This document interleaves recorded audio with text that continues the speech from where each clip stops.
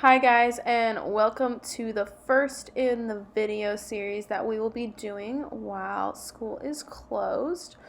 We will be working on today a drawing tutorial of Naruto illustrated by Masashi Kishimoto. It's a Japanese manga series. Very popular, and it tells the story of Naruto, a young ninja who seeks to gain recognition from his peers and also dreams of becoming the Hokage, the leader of his village.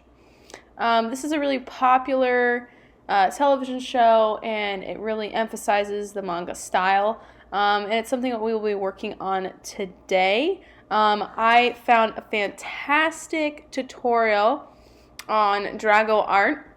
Now, if you noticed at the beginning there, so the picture that they have is a vector, which means they actually did it in Adobe Illustrator because it's a computer animated version. I am going to be doing a drawing tutorial or following the tutorial but using color pencils, as that's the most accessible medium at this time for a lot of people.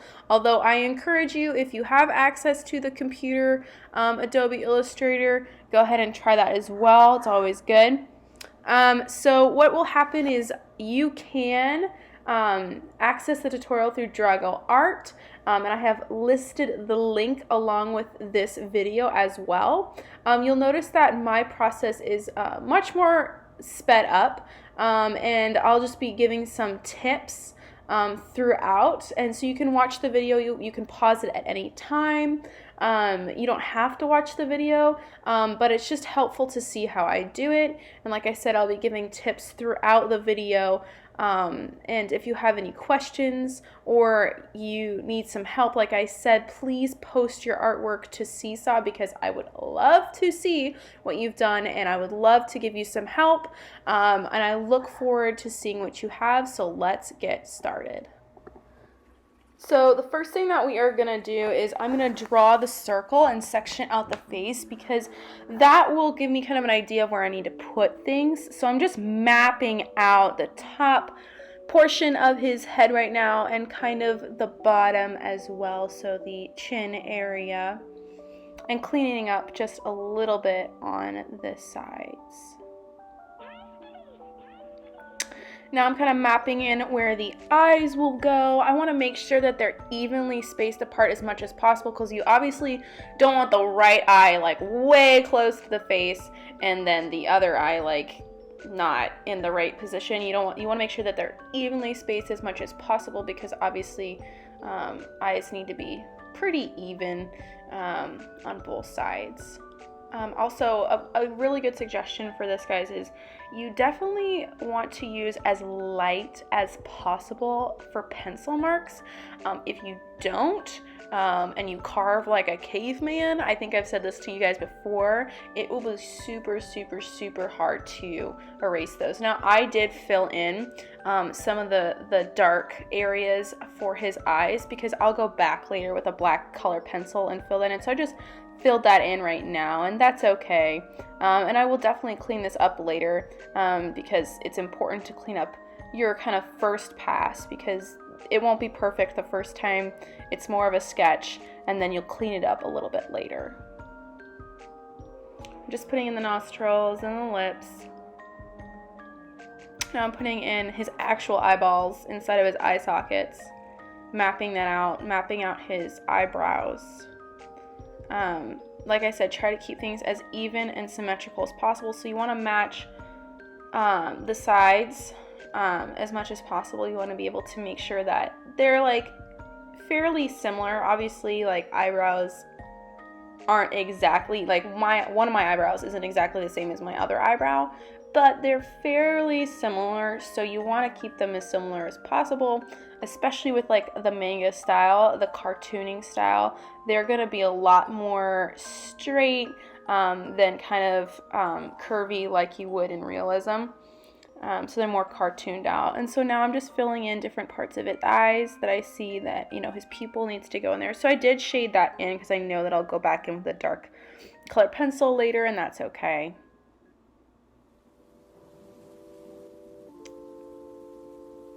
So just mapping out his little red scar things. Actually, I don't even remember what they are. Hilarious, I know. Then I'm roughly sketching in his ears, trying to get the general shapes. It's really important. People get really overwhelmed when they see like an ear or any kind of, you know, shape on the body and they go, oh my gosh, I can't draw that.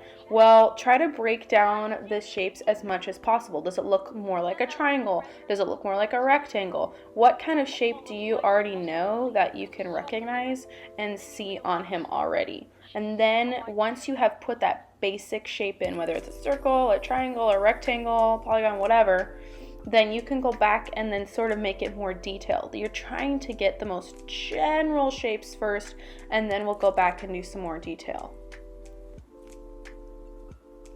Like I said, keep those lines like really light. You don't want to have them super dark. Mine are just a little bit more darker because the video, I wanted you guys to actually be able to see the lines, but usually the lines are a lot lighter than this, surprisingly enough. But if you keep your lines light, you'll be able to erase them a lot better later, and people get frustrated when they can't erase their marks that they made, so pro tip, definitely do that. I'm currently mapping out, like I said, general to specific. I'm kind of mapping out like how tall is his hair, because his hair is big. He's got like that Guy Fieri sort of hair, and so I'm trying to map out right now like how big is that hair gonna be, you know. Don't use the triangles, okay? So some people, I said don't use triangles. His hair looks kind of like pointed triangles, but they're much more curved than that. Especially in nature, we're never gonna see like these perfectly straight lines. You know, I told you in manga that you're gonna see more of a cartoony straight line than you would if I was doing like an actual portrait of a person. However, do not make just these really sharp triangles on top of his head, because most of them are curved. And when I say most of them, I mean all of them are curved. So don't make these triangles. Now I'm putting in his really cool little emblem. Oh, I'm mapping out shadows right now. So the Drago art, on their finished image, they don't actually show you guys how to map out the shadows, but there are shadows on the vector image that they have.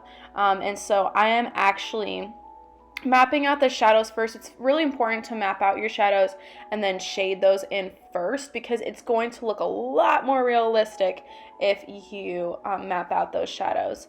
My other suggestion is I even touched some of his, the inside white of his eyeball. And when I say white, I mean that in quotation marks, because honestly, eyeballs aren't actually white ever. They're usually like an off cream color. They are not like these stark white eyeballs. That would look really weird. And so right now I am so go ahead and color a little bit of like maybe like a little off-white or off cream color, just a little bit in his eyeballs. Not super dark, but fairly light. And like I said, I'm mapping out those shadows right now, making sure that they're, you know, saturated enough, and then I'm going back in with a different color, a different shade, let's say, of relatively the same color, and going back in and doing some lighter work there. I think I have 3 color pencils with me here. Yep, 3 color pencils in my hand. Just playing with the lights and the darks that I have. Determining what I want. Putting in his eyebrows. Some really fierce eyebrows there.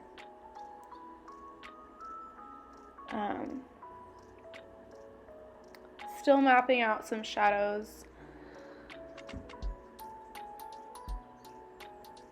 Now I'm going to go ahead and I think I have like about 4 different blues for his eyes, because I want it to have a gradient effect. If you look at the image that Drago Art has for their tutorial, his eyes aren't just like one shade of blue. You're never going to see that even in a cartoon.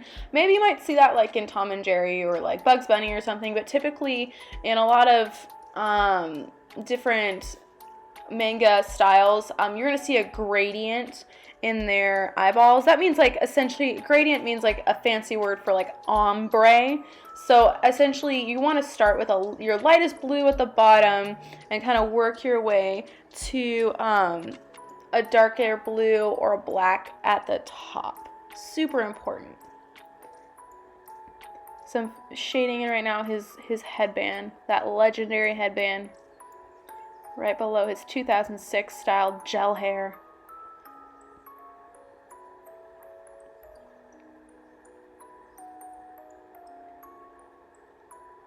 Shading in the silver / goldish looking plate in the center there. What's really important, so people don't often get intimidated about how to draw like reflection on metal. So if you can see, some of those parts are actually fairly white, and then some are fairly dark. With your reflection for the metal, it's important that those highlights are fairly white, and then just like you did with the eyeballs, the whole gradient effect, there might be a really, really dark section towards the left. I think there's more of a dark section there on the left. And then do you see how it starts out really dark and then fades over to that white highlight? Make sure you do a gradient or an ombre when you do light reflection or like a metal reflection. Shading in his spiky hair. Still think that hair's so funny.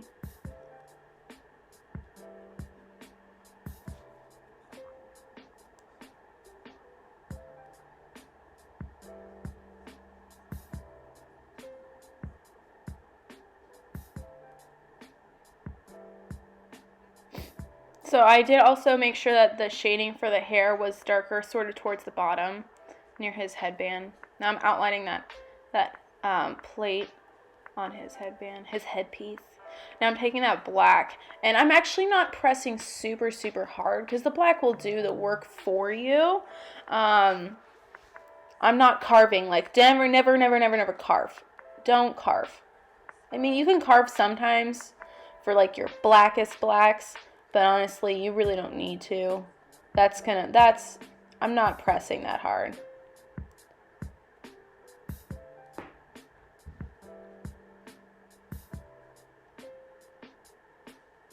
Outlining the ears.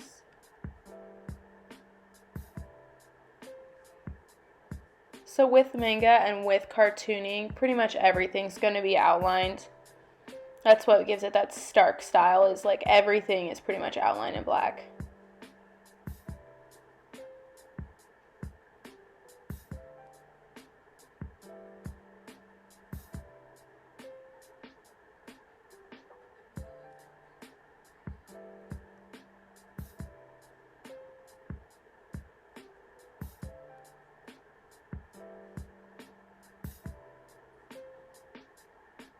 Getting that emblem.